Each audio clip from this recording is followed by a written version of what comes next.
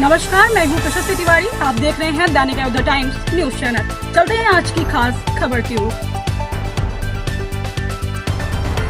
अब उसमें नई चीजें भी जोड़ने जा रहे हैं।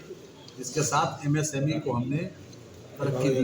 साथ ही साथ 5 लाख रुपए का लोन आज उत्तर प्रदेश युवा विकास अभियान के तहत दिया जा रहा है कि बिना ब्याज के 4 साल तक उसमें कोई ब्याज नहीं पड़ेगा और 10% मार्जिन बनी दिया जाएगा जो लोग प्रोडक्शन स्टार्ट करें।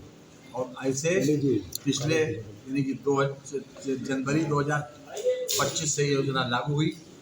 उसमें जो पिछले साल के बच गए थे वो भी इसमें शामिल करके 2025-26 में हम 1.5 लाख ऐसे लोगों को बिना ब्याज के लोन दे रहे हैं, 5 लाख रुपए तक का, कि जो लोग हुनर तो जानते हैं लेकिन उनके पास पैसा नहीं। ऐसे लोगों को न गारंटी चाहिए न ब्याज दे और 10% मार्जिन बनी मिले। ये अपने आप में बहुत बड़ी बात है। दूसरी बात, मुख्यमंत्री स्वरोजगार योजना के तहत 25% तक की सब्सिडी अभी तक चाहिए। तो ये हर तरह से उत्तर प्रदेश में इंडस्ट्री को आगे बढ़ाने के लिए काम किया गया और उसी आधार के ऊपर नीति आयोग का आंकड़ा है कि 6000 लोग गरीबी रेखा से बाहर आए।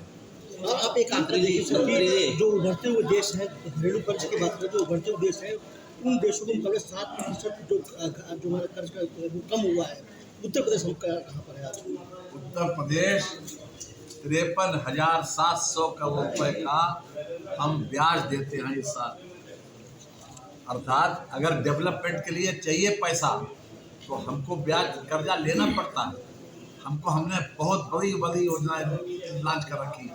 अभी अगर कर्जा नहीं लेते तो ये एक्सप्रेस वे कैसे बन पाता? कर्जा लेंगे, टोल टैक्स उसको अदा करेंगे, जो हमारे पुल है उससे अदा करेंगे। इसलिए कर्जा लेकर अगर जिसके पास बांटने की क्षमता है ब्याज सहित, उसको कर्जा लेने में खराब नहीं है।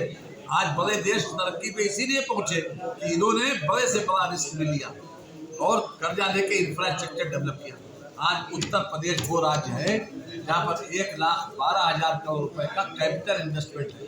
अर्थात कैपिटल इन्वेस्टमेंट का मतलब ये होता है कि हमारे संपत्तियों का सृजन, नई संपत्ति सृजित करते हैं और उससे रोजगार सृजित होता है। उसमें हर तरह से लोगों को काम मिलता है। इसलिए जो बजट अच्छा माना जाता है जिसमें कैपिटल इन्वेस्टमेंट ज़्यादा होता है। और हमारा रेवेन्यू सरप्लस स्टेट है।